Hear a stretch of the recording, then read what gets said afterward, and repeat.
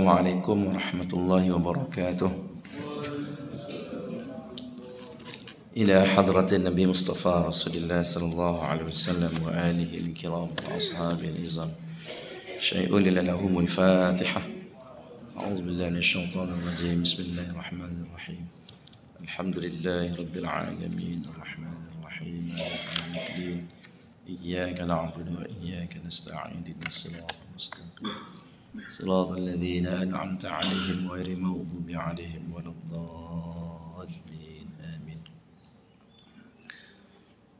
الحمد لله رب العالمين نحمده ونستعينه ونستغفره ونعوذ بالله من شرور أنفسنا ومن سيئات أعمالنا من يهده الله فلا مضل له ومن يضلل فلا هادي له.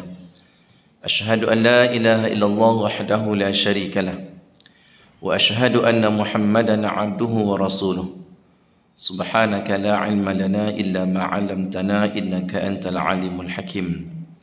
رب اشرح لي صدري ويسر لي أمري واحلل عقدة من لساني يفقهوا قولي. اللهم زدنا علما وارزقنا فهما. أما بعد.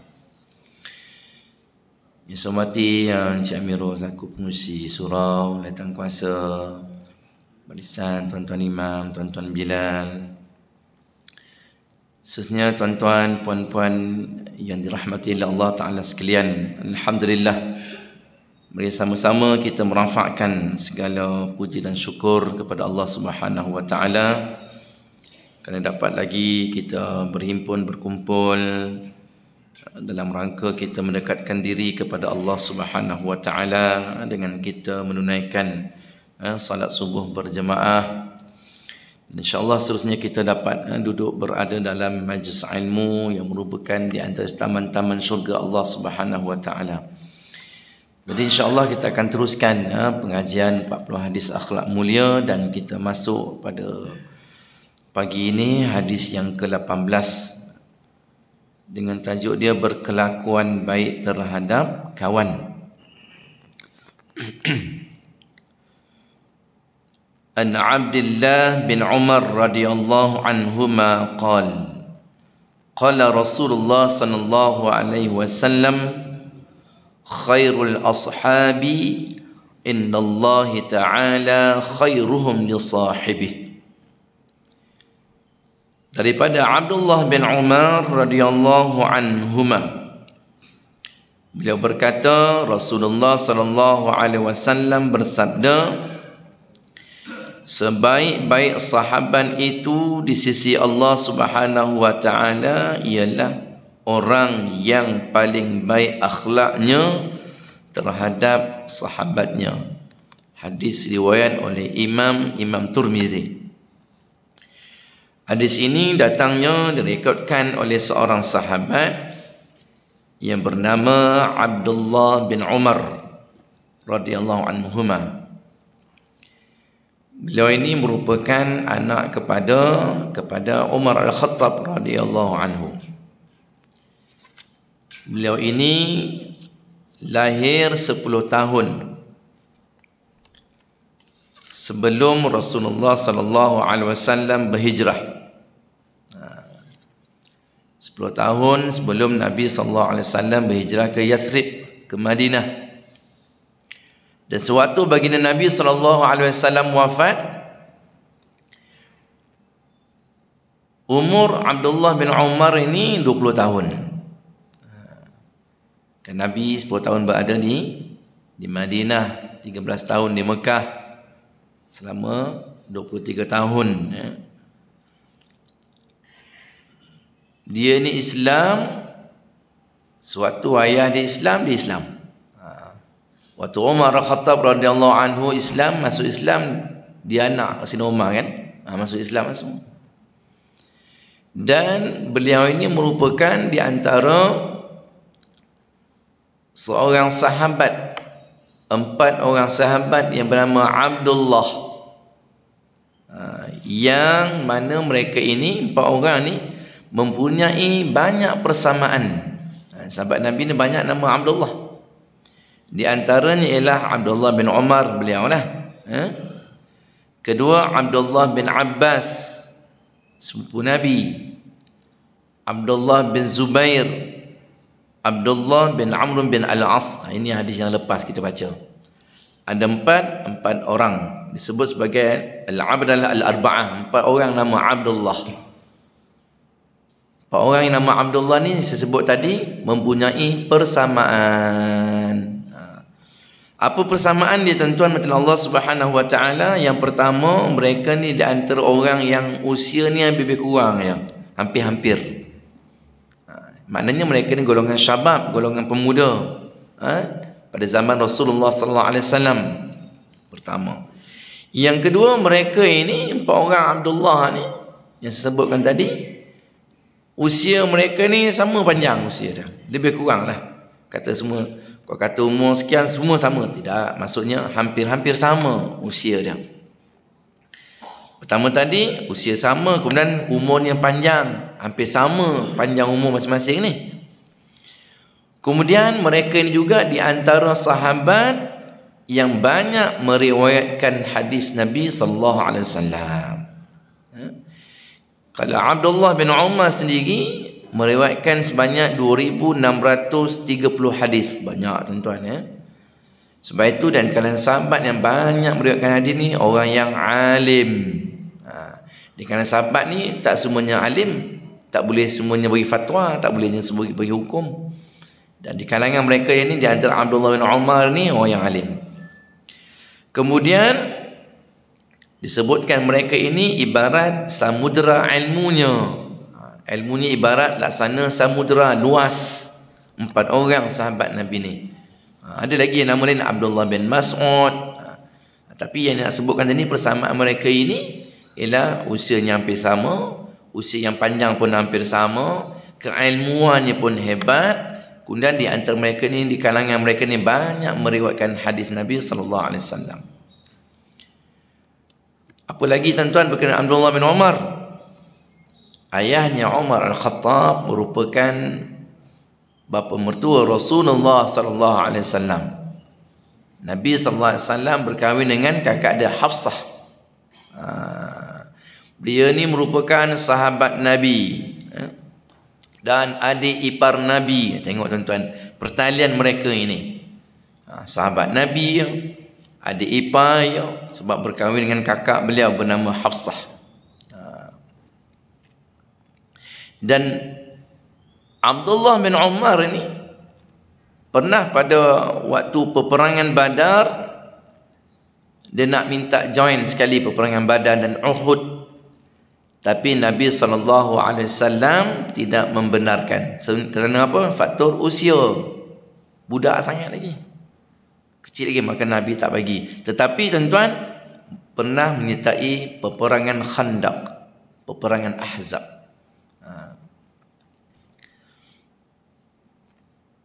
Beliau ni punya kehebatan, semangat seperti ayahnya juga, iaitu Umar Al-Khattab.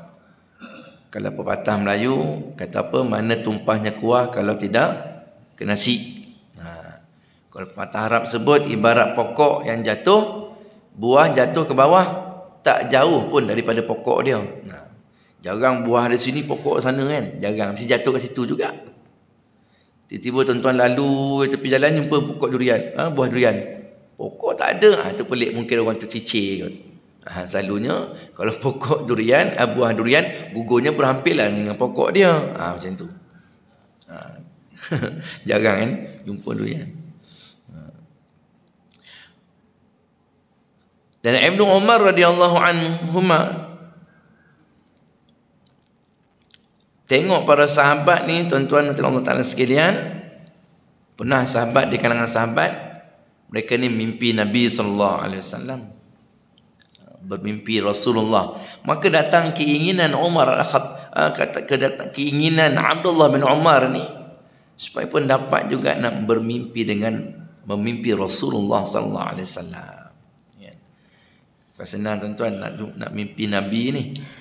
Mimpi yang orang ngaku Nabi dia lah kan. Saya Nabi kata dia. Kena tanya baliklah orang yang mimpi tu.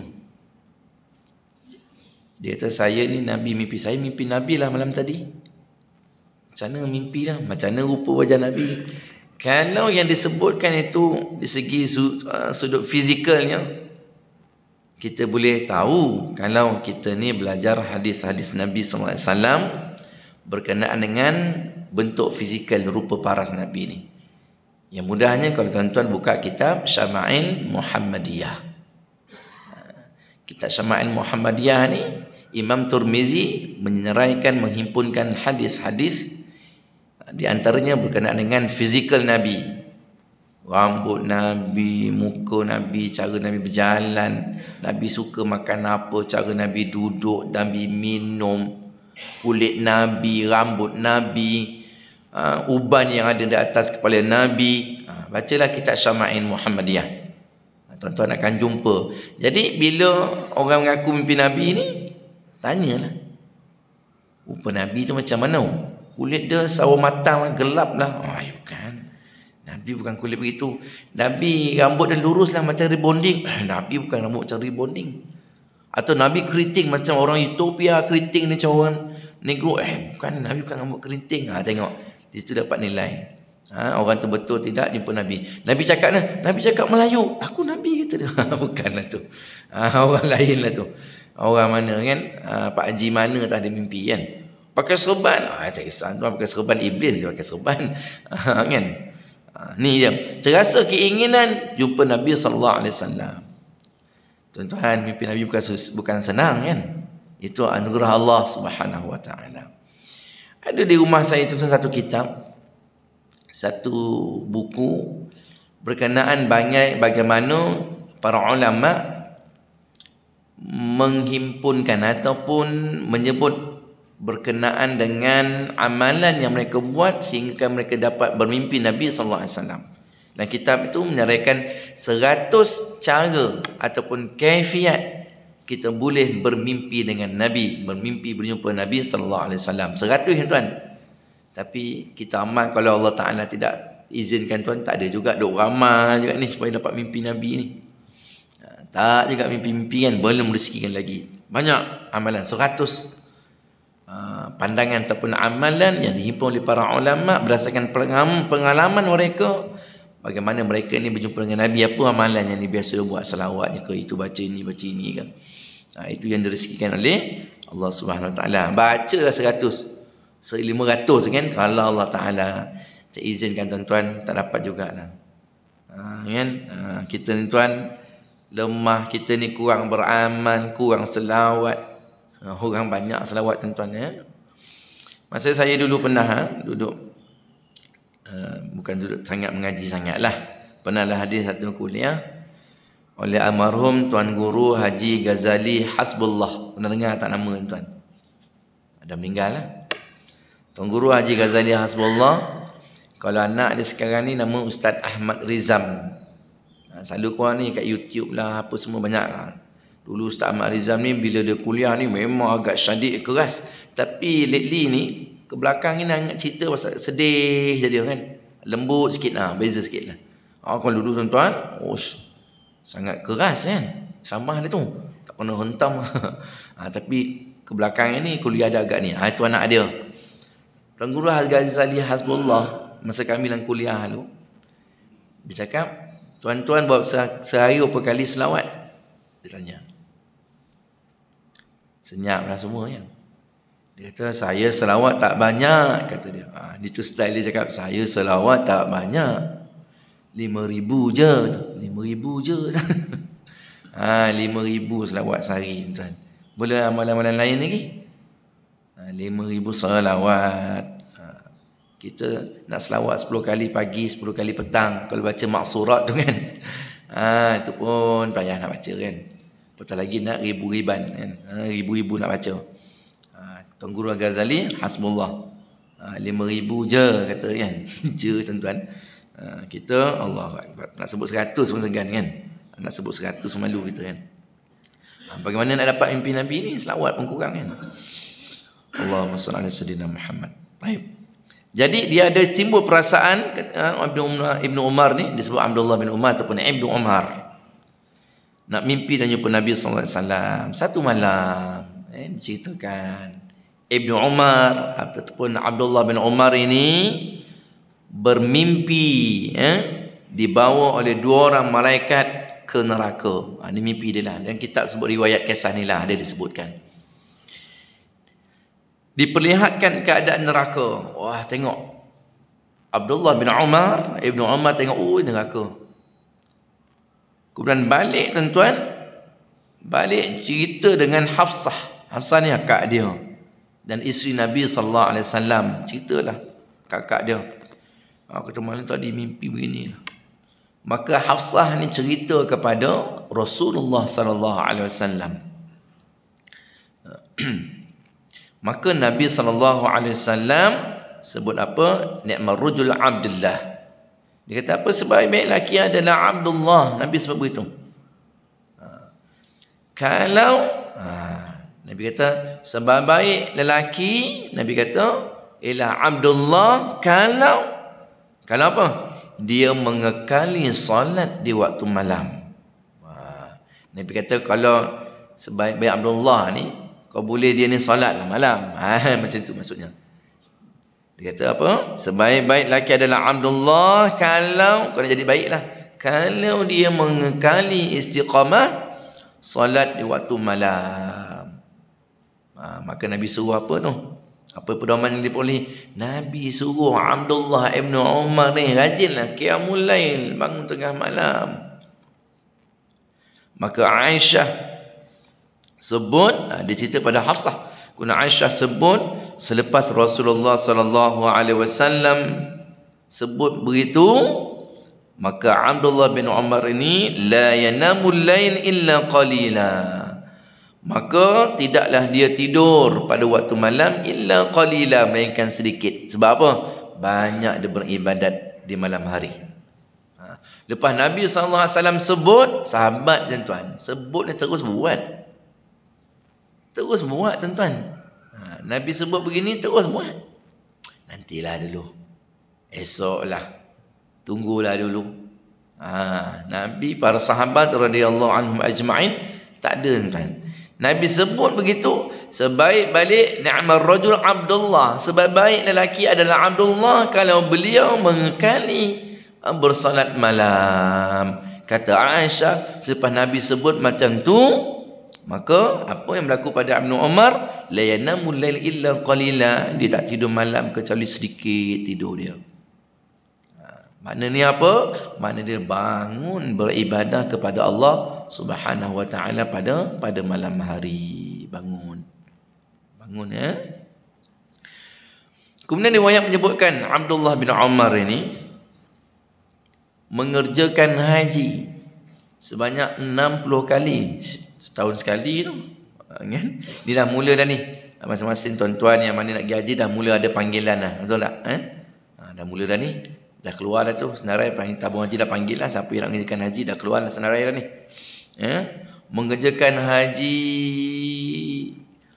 60 kali. Kalau umur 60 mana, kalau umur dia, kalau start umur apa tu? Tak tahu. Dia wafat bila Saya tak ingat dia wafat bila. 60 kali tuan buat haji. Maknanya setiap tahun buat haji. Kerana ada riwayat dia kata buat umrah 1000 kali. 1000 kali buat umrah. Yalah, kalau kita pergi umrah pun kadang ada beberapa kali kita boleh buat kan. Kadang ada yang mampu sampai 3 kali umrah. Yang dapat mampu buat. Kemudian beliau ini menginfakkan hartanya dalam fi sabilillah beratus-ratus dinar. Banyak tuan. Mana dia banyak duit ni orang ni. Abdullah bin Umar radhiyallahu anhuma. Baik. Jadi tuan-tuan macam Allah Subhanahu wa taala, Nabi sebut, ini kan Sayyidina Umar yang Abdullah bin Umar yang meriwayatkan hadis ni. Nabi kata, kita balik kepada hadis, sebaik-baik sahabat di sisi Allah taala orang yang paling baik akhlaknya terhadap sahabat. Ini yang susah cik, sahabat yang baik kan, yang sangat baik budi pekertinya. Kata pengarang kita ini, manusia ialah makhluk Allah taala yang suka hidup bersama dengan orang lain. Sebab itu pepatah orang Melayu kata apa? Kalau orang yang duduk sendirian tu macam kera sumbang. Dia bagi kera sumbang, dia tak bergaul dengan orang, sendiri je. Bila orang yang macam ni dalam masyarakat bermasalah ni. Tak kenal lah orang, tak kenal dia. Tanya orang, tak tahulah, dia duduk dekat section ni tak tahu, tak pernah tegur, dia pun tak pernah cakap senyap. Kita tak tahu. Jadi kita tak boleh macam tu. Kalau kita umpamanya sampai ke satu kawasan, mungkin orang baru yang baru pindah, kena jumpalah ketua taman ke, pengurusi surau ke, jumpa, perkenalkan diri. Jumpa siapa, pengurusi ni, jumpa orang ni, saya ni baru pindah sini, saya duduk lorong sini, section ini ke apa ke, cerita, jumpa pengurusi. Kau boleh masukkan saya dalam grup WhatsApp surau, supaya saya boleh dapat tahu info berkenaan dengan aktiviti masjid surau ke. Saya ada jumpa sama Pak Haji tu, dah meninggal dah 2 tahun dia duduk kedai lengging ni. Saya pernah cerita kot, cikgu pencen, orang tangkap duduk kat sini, beli rumah, bukan beli rumah, buat rumah, beli tanah, buat rumah, dah pencen. Saya jumpa dia, saya lepas habis semayang tu, dia jumpa saya, Assalamualaikum Imam, dia kata, saya Haji Borhan nama saya, dia kata, saya duduk kat ni, kamu tengah tu, buat atas bukit rumah saya tu. Oh, okay. Saya baru pindah sini, saya dah buat rumah kat sini. Oh, memang dah pindah, memang dulu saya tangkap guru besar pencen. Saya duduk, saya memang akan, insyaAllah lah, memang akan terus jadi bermaslahatin di sini lah. Mati pun sini lah rasanya, kata. 2 tahun dia. 2 tahun. Dia dah sakit jantung, cikgu ni. Jadi memang 2 tahun. Dia bukan dia tak kata 2 tahun. Tapi memang dalam 2 tahun saya ingat saya. Saya 2 tahun ni hebat. Dia cakap, saya matilah sini. Memang mati di sinilah agaknya, kata dia. Cakap itu. Dia perkenalkan diri saya. Boleh Ustaz masukkan saya grup WhatsApp masjid, supaya saya tahulah maklumat-maklumat program-program masjid. Dia begini sepatutnya. Ni duduk bertahun-tahun, kita pun tak kenal. Tak kenal lah. Keluar masuk nampak kereta lalu, kenal. Tapi tak tahu nama, tak tahu. Orang kerja tak pernah kita tahu, ataupun semua tak tahu. Jangan jadi begitu. Jadi kita nak bersahabat, kita tak nak jadi macam sumbang. Kena bermasyarakat, kena saling kenal mengenali. Itu fitrahnya. Itu fitrahnya. Kalau tidak jadi macam sumbang tadilah. Berbeza dengan orang lain. Kemudian tabiat semula jadi manusia lebih suka bersahabat atau berkawan dengan orang lain. Jadi kalimat insan, perkataan manusia daripada perkataan insan, yang sendiri berasal daripada anisa ya'nasu, iaitu yang suka berjinak-jinak dengan orang lain, berdamping, suka. Asal manusia begitu. Kalau jenis yang sendiri itu kira macam abnormal lah. Tak normal lah orang macam tu. Senyap, tak nak bercakap, tak nak apa, tak nak bergaul dengan orang. Jadi manusia ialah makhluk yang suka hidup bermasyarakat atau bergaul sama mereka. Biasanya begitulah. Di samping itu, Islam menyuruh kita supaya berbuat baik terhadap orang lain. Tak kisah siapalah. Apatah lagi dengan sahabat kita, jiran tetangga kita yang berhampiran dengan kita, dan siapa sahajalah. Kena berbuat baik. Bahkan Islam mengajar supaya setiap individu berusaha menjadi sahabat yang baik daripada kalangan sahabat-sahabat mereka. Supaya apa? Supaya lebih dicintai oleh Allah Subhanahu Wa Taala. Jadi sahabat, sahabat lain, kawan lain, ramaikan sahabat tuan-tuan. Dia banyak besar manfaat dia. Kita ada kawan sekerja, betul? Kita ada kawan sekolah, kawan sekerja, kawan satu taman, kawan apa lagi, satu jemaah surau, apa lagi. Sebab tu banyak grup WhatsApp kan. Grup WhatsApp sekolah rendah, sekolah menengah, tempat kerja A, tempat kerja B, dia berpindah-pindah ya. Masih ada WhatsApp lagi. Perbanyakkan kawan. Banyakkan kawan, kurangkan musuh. Ataupun jangan bagi ada musuh dalam hidup ni, tak ada musuh. Kawan biar ramai. Supaya manfaatnya besar. Ada kawan di mana-mana kawan. Kat Kedah ada, kat Terengganu ada, semua ada kawan. Bila kita pergi sana tuan, dengar kita, pergi, dengar turun ni kata dia. Singgah rumah. Dia pun offer, tak payahlah tidur sini je lah. Dah tak, kurang jimat bajet. Tak payah cari homestay, tak payah cari hotel. Makanan sini kita. Dah jimat belanja, minum, makan. Pergi sana lah. Ada kawan kat sana, ada. Teruskan bersahabat. Saya ingat dulu ada mentua saya ni, pak mentua askar kan. Biasalah tuan-tuan kan. Bila askar ni merantau lah. Duduk di Kuching, duduk di Bentong, di Keluang, Johor. Jadi banyaklah kawan-kawan masa kat camp. Jadi ada satu kawan ni, makcik ni, mak mentua saya kawan juga. Pak mentua askar, dua-dua ni suami askar. Jadi mak mentua saya kata selalu berhubung dengan telefon dia. Jomlah pergi jumpa kawan. Sama dulu satu camp. Jiran sebelah rumah macam tu. Taiping. Pergi Taiping tuan-tuan. Bawa orang tu. Menyambung ukhuwah kan. Persaudaraan. Kawan-kawan. Pergi tuan-tuan. Dofa duduk lagi. Tinggallah sini. Rumah tak payah sewa peduk. Bilik banyak kata dia. Pergilah mak mentua tidur. Pergi Taiping tuan-tuan. Tidur rumah keluarga tu. Segan juga tidur rumah orang kan. Jamu tu seronok je datang. Bila seronok tu, ya Allah, dah lama berpuluh tahun tak jumpa. Dapat jumpa, seronok dia. Ni hubungkan. Bila ada kawan, pergi Taiping, ada kawan kat Taiping. Pergi Al-Ustaz, ada kawan kat Al-Ustaz. Pergi Kuala Terengganu, ada kawan kat Terengganu. Kan? Banyak jumpa sana, boleh singgah. Ada banyak manfaatnya. Ramaikan kawan tuan-tuan. Ini merupakan satu galakan yang sangat tinggi nilainya supaya insan ini sentiasa berbuat baik kepada orang lain dan merupakan satu dorongan untuk melakukan demikian kerana mengharapkan pahala di sisi Allah Subhanahu wa taala, bukan kerana apa-apa kepentingan peribadi atau sifat dunia. Jangan ada benda yang lain. Kenapa kawan-kawan? Sebab dia ni orang dia nama. Bukan, jangan sekadar itu. Jangan sekadar berkawan tu ada tujuan-tujuan keduniaan semata-mata. Sebab apa tuan-tuan? Bila kita ni ada kawan, sahabat, di akhirat besok, ahli syurga ni, dia ni akan cari sahabat ni juga di akhirat besok. Dia bersahabat dekat dunia, di akhirat besok dia akan cari balik sahabat dia. Ini hadis sebut. Bahagian Nabi menggambarkan di akhirat besok ada seorang ni, dia cari sahabat dia. Mana sahabat ni? Yang sama solat berjemaah, sama buat itu buat ini. Maka dia tanya Allah Subhanahu wa taala. Dia tanya, wahai Allah, mana ni sahabat aku yang nama si fulan bin Sufulan? Allah perintah carilah dalam syurga ni. Tak jumpa. Kalau tak jumpa, cuba cari, tengok dalam neraka ada tak? Kalau ada, kau tarik sahabat kau masuk syurga sama engkau. Bermakna apa tuan-tuan? Sahabat Nabi ni, sahabat ni bila jadi ahli syurga, dia ada syafaat dia sendiri. Dia boleh tarik orang dalam neraka masuk syurga sama dengan dia. Ini hadis sebut.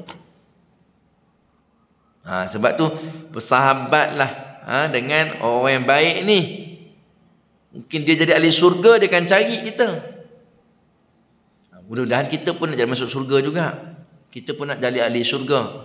Tapi sekiranya ada sahabat, dia akan cari tuan-tuan. Dia akan cari. Dia bukan sekadar family keluarga dia akan cari sahabat dia. Sama duduk susah payah begini. Nak cari juga sahabat. Kalau ada neraka, tarik dia masuk syurga sama. Ini hadis sebut. Jadi tuan-tuan ni di syurga, so dalam syurga carilah saya tuan. Kalau tak jumpa, cari mana Ustaz Kai. Cari tuan-tuan. Kan selalu kuliah ni dekat surah Al-Amin ni, mana Ustaz Kai. Carilah kan, kita bersahabat kerana Allah. Itu. Jadi tuan-tuan puan-puan mati Allah Subhanahu wa taala, sebab itu sahabat ni kata ulama, dia ada sahabat yang level dia beza-beza. Ada sahabat yang kita bersahabat kerana akhirat, ada sahabat kerana dunia saja. Tapi yang terbaik dengan sahabat dengan urusan akhirat lah. Dalam kitab Jami' Shaghir, Imam Suyuti kata apa? Seorang sahabat yang baik ialah seorang saat engkau mengingati Allah, dia akan terus mengingatkan engkau kepada Allah. Dan agar kekal ingatan itu kepada Allah. Kita istiqamah buat baik, sahabat ni sentiasa ingatkan pesan supaya kita ni kekal istiqamah. Sahabat yang baik pertama begitu. Yang kedua ialah saat engkau lalai, dia mengingatkan engkau agar apa? Agar ingat kepada Allah Subhanahu wa taala. Waktu kita ni dalam keadaan kekal istiqamah buat kebaikan, dia menasihati atau motivasi kita supaya kekal istiqamah berada dalam keadaan kebaikan dan keadaan buat kekal berada dalam kebaikan. Bila kita saat lalai, leka, maka dia sahabat inilah yang akan ingatkan kita, motivasi kita balik semula. Bila kita down, dialah yang akan nasihatkan kita, bagi kekuatan kepada kita untuk meneruskan kelangsungan hidup. Contoh kita ada musibah tu perkara kan, down sangat, hilang itu sebagainya, sahabat ni datang, tarik tangan kita, jom sama sekali. Ingatkan kita waktu kita susah, waktu lalai. Itu kata Imam Suyuti, ini sahabat yang baik. Bukan dia bersahabat kita waktu kita senang, waktu kita susah, hai bye-bye, tinggal kita. Itu dia punya pasal lah. Tak kenal pula dah. Tak mengaku sahabat pula. Oh, bila berkawan ni, oh kita ni ada pertanyaan itulah ini kan. Bila orang tu senang, macam orang kata, senang tu semua mengaku saudara kan. Dengar dia jual tanah dapat sekian-sekian, oh semua mengaku saudara ni. Ingat tak kita dulu pernah dulu satu kelas dulu. Kita pun tak kenal kelas mana kau ni. Kenal apa dah yang kelas. Oh pernah dulu kita tak kenal. Kita ada kedudukan, oh semua datang. Bila susah tuan, seorang pun tak nak ambil tahu. Siap tukar nombor telefon lagi kan. Kau dapat tukar nombor telefon rupanya kan. Dan Imam Syafi'i sebut juga, orang yang menasihati aku secara terang-terang, kata Imam Syafi'i, sebenarnya bukanlah menasihati aku depan orang ramai. Dia nasihatkan kita ni tapi depan orang ramai, tetapi untuk menjatuhkan aku, kata Imam Syafi'i. Kalau sahabat yang sebenar tuan-tuan, dia tidak akan beri nasihat. Sebab apa? Dia akan mengaibkan orang itu. Kita nasihat orang ni, kau ni depan orang ramai ni, dia ni jangan macam tu tuan-tuan. Baru sekarang nampak ni, tak nak nampak muka dah insaf ke? Depan semua orang cakap macam tu. Saya pernah ada tuan-tuan macam tu saya jumpa. Orang tu memang jarang lah. Tiba dia datang surau kan. Biar orang salam, baru nampak janganlah macam tu. Orang tu datang, alhamdulillah, cakap macam tu ni. Baru nampak muka dia salam kan. Orang tu mungkin datanglah nak masjid semua kan. Bila datang tu, baru nampak muka, berapa lama dah duduk taman ni. Jangan cakap macam tu. Orang tu datang, alhamdulillah kan. Kita raikan dah ni, perli-perli pula, baru nampak muka. Jangan tuan-tuan. Sepatutnya kita datang boleh jumpa kan. Alhamdulillah dah nampak datang ni, alhamdulillah teruskanlah. Istiqamah dapat datang sama-sama dengan kita kat sini, berjemaah sama-sama. Begitu tuan-tuan. Dia cakap depan orang ramai, malu jatuh muka dia. Kita mungkin cakap baguslah datang, tapi cara kita tu tak kena.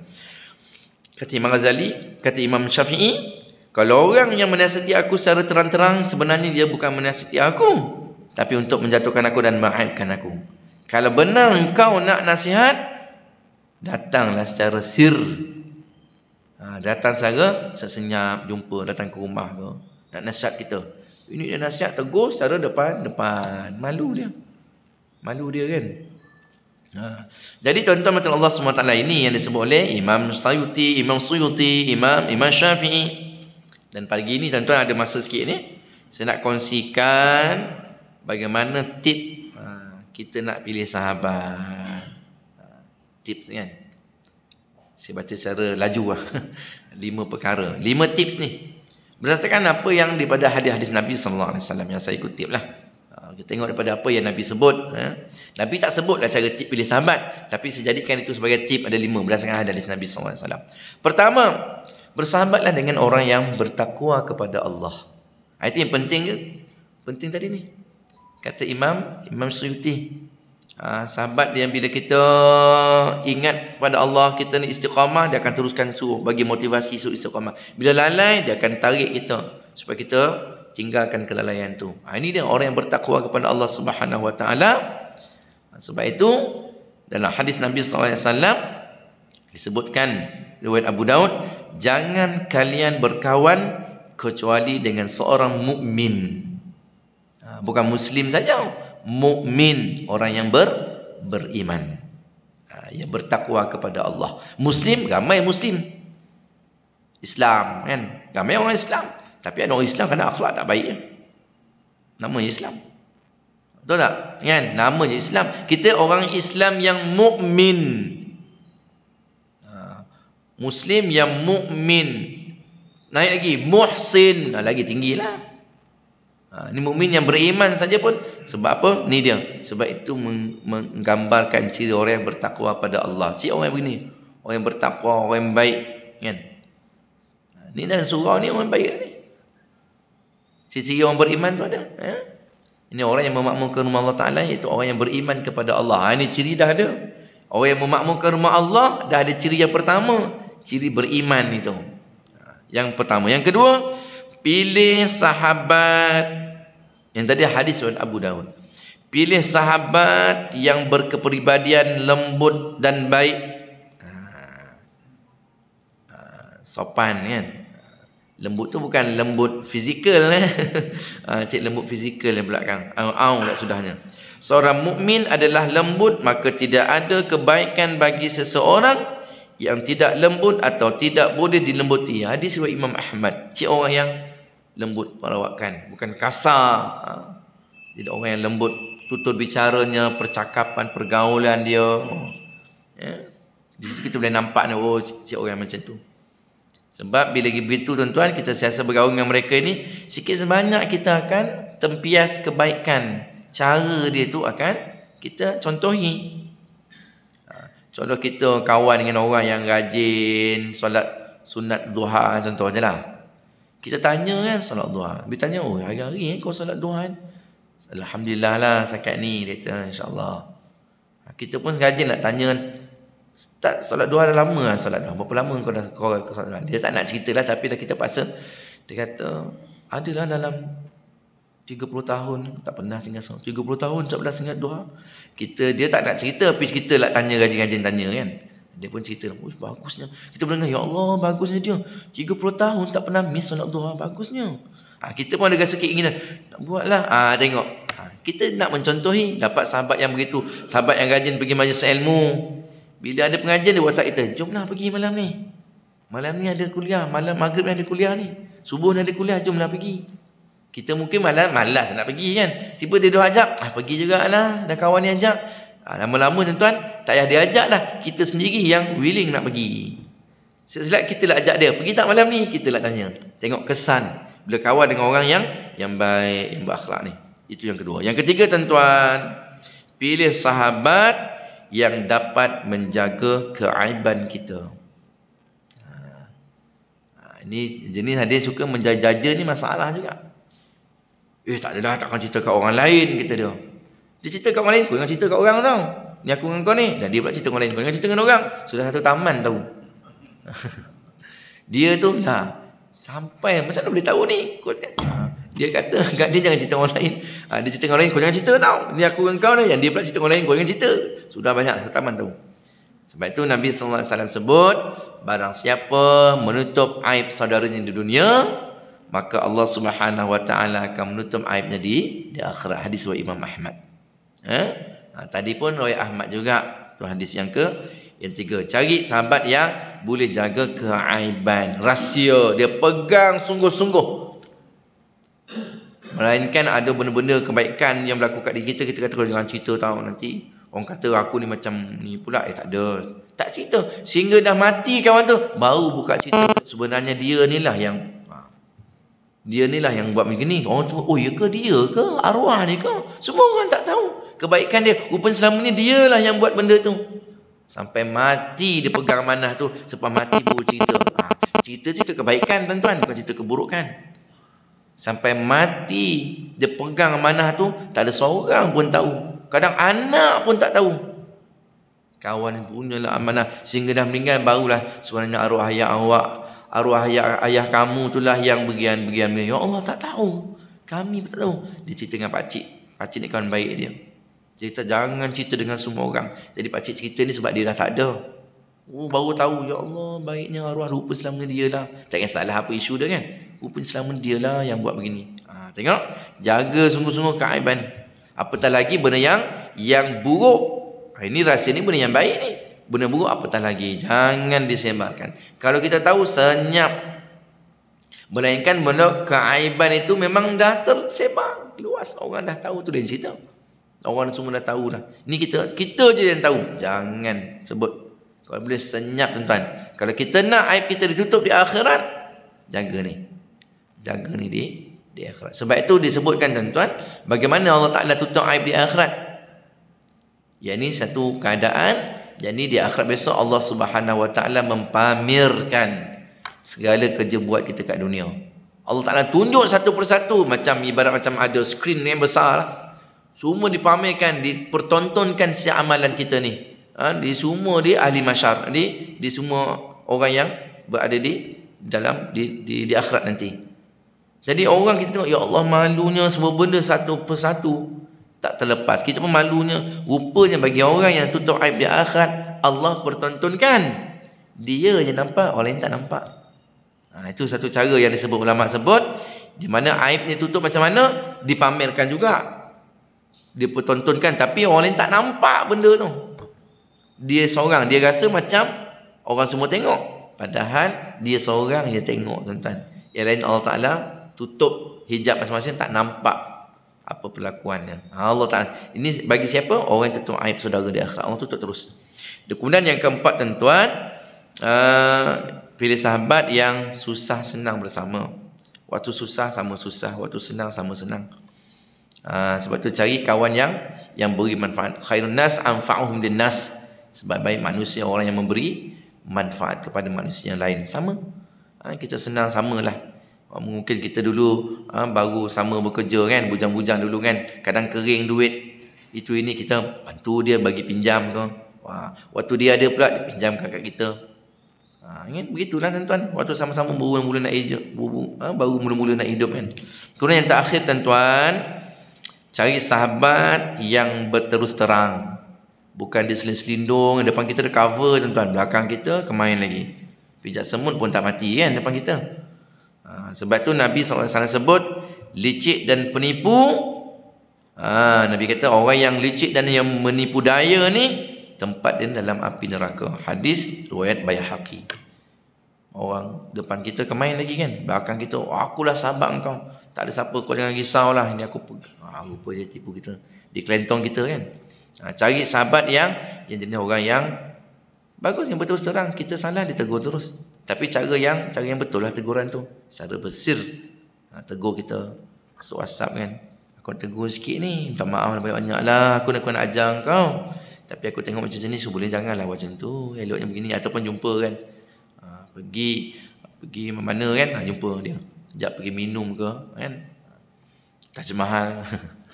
Minum kan, cakap, ada benda dia cakap ni, tapi harap kau tak marah lah. Aku dah tengok dah perhati lama dah ni kau ni, tapi aku cakap aku tak marah, aku sayang kau, kita dah kawan lama. Kau buat begini-begini tu tak berapa bagus lah sebenarnya. Ini kan cerita dengan orang. Dia tu tuan-tuan kan, pernah kadang berlaku tuan-tuan ya, sebagai cerita akhirnya. Kadang-kadang kita ni jadi imam ni, kadang ada lah benda kan, silap ke apa ke, adalah orang tegur, tapi dia tak tegur kat saya, dia cerita di kalangan jemaah pula. Adalah sikit, saya tak ingat lah, mungkin ada, kita baca tu mungkin ada silap ke apa ke, dan mungkin benda tu macam berulang kali kan, kadang kita tak perasan. Jadi disebut, tengok tu, dengar tu, dia cerita ni, tak betul ni, tak betul ni. Cerita ni dah lama tuan-tuan, beberapa tahun dulu, awal-awal jadi imam dulu kot. Tak betul cerita, semua je kalangan jemaah itu tahu. Jemaah perempuan lah. yang cerita ni orang perempuan. Tak maaf lah, bukan ni lah. Ambil pedoman lah pengajaran dia. Dia cerita, tu tak betul ni Ustaz Khairul, tak betul ni. Bila saya tanya di kalangan orang perempuan, dia kata, dah lama tahu dah Ustaz, semua orang perempuan tahu. Terkejut saya. Tak ada cerita dengan saya pun.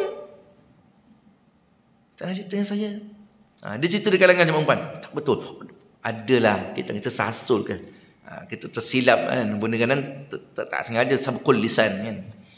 Jadi tuan, tapi ada seorang makcik ni, jadi kalau betul nak tegur saya, datanglah kan, jumpa WhatsApp pun tak apa. Mungkin sebut ada, mungkin saya bacaan mungkin ada silap ke, saya tak perasan. Memang saya tak perasan tuan-tuan. Jadinya ada seorang makcik ni datang rumah, naik motor dia, datang rumah, saya ingat lagi dia bawa pisang kan. Dia datang ziarah saya. Assalamualaikum, dia panggil saya Kerol-Kerol dia. Dia kata, jumpa Kerol dia, kata. Ada apa cik? Dia kata, acik ni nak tegur sebuah salah dengan kau ni. Kau kan ni semua, acik ni bukan, kita ni bukan ni. Tapi dia macam orang yang baca Quran lah, kata. Tapi acik perasan lah yang kau baca ni, dia kata, ada sebut tu, baca ni macam kau baca seakan macam ni, pendengaran acik lah, kata dia. Yang betul ni begini kan, dia kata. Sebelum tu, minta maaf lah, bukan acik nak ajar kau ni, kau lagi banyak ilmu lah, bla bla bla, kata. Tak apa cik, tak apa, dia bagi pisang saya ingat lagi. Dia tu kata, suruh acik dengar acik saya baca, saya kata. Botol pula kata dia. Kadang kita tak perasan benda macam tu. Biasa kan? Cik Amirul kan? Kadang tak perasan tu kita baca kena pendengaran orang ataupun kita sendiri tak perasan. Adalah perkataan apa ayat dia tu. Jadi bila saya sebut ada, botol pula kata dia. Tu cik nak perasan itulah kata. Tengok tuan-tuan. Kita tengok. Bukan saya nak judge yang pertama tadi tak jujur dan kedua jujur, tapi kita boleh tengok sendiri kan nilai. Kalau kata Imam Syafi'i, kalau orang tu dia tegur kita secara di hadapan orang, dia sebenarnya bukan nak menegur kita tapi nak mengaibkan kita. Ustaz apa ni tak betul, macam imam tak betul baca. Kerana betul tak baca kita tahu. Kita ni mungkin orang yang tahu berkenaan Quran kan. Kita tahu tuan-tuan salah ni, pergi jumpa. Tadi bacaan tu tak ni lah, tak tepat saya dengar macam ni, kita sepatutnya begini. Sepatutnya begitu. Macam buatlah makcik yang B ni. Datang jumpa, bukan mesti kena buat pisang tuan-tuan. Buat nasi lemak pun tak apa. Jadi dia datang rumah. Acik ni minta maaf. Tegur begini-begini saya betulkan. Sejak hari tu alhamdulillah. Tak ada lagi kan? Isu tak bangkit lagi. Tengok dia kalau kita betul ikhlas, tengok apa Imam Syafi'i sebut. Tak betul lah. Jumpa tu macam ni. Kita boleh perbaiki dan kita pun bersyukur pada Allah Taala.